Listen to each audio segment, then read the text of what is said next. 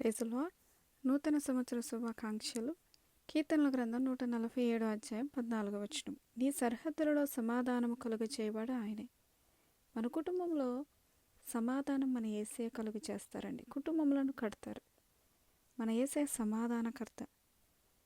అలాగే మంచి గోధుమలతో నిన్ను తృప్తిపరచువాడు ఆయనే.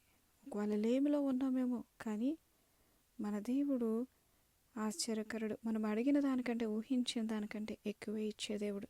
మంచి గోధుమలతో మనల్ని తృప్తిపరుస్తారు. మీ దుఃఖమునకు ప్రతిగా సంతోషమునిచ్చి మిమ్మల్ని ఆదరిస్తారు.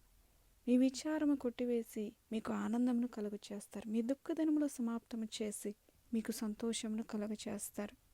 అలాగే మీకు ఆరోగ్యము కలుగచేసి మీ గాయములను కడతారు. బాధపరచబడి వారికి ఆయన న్యాయం తీరుస్తారు.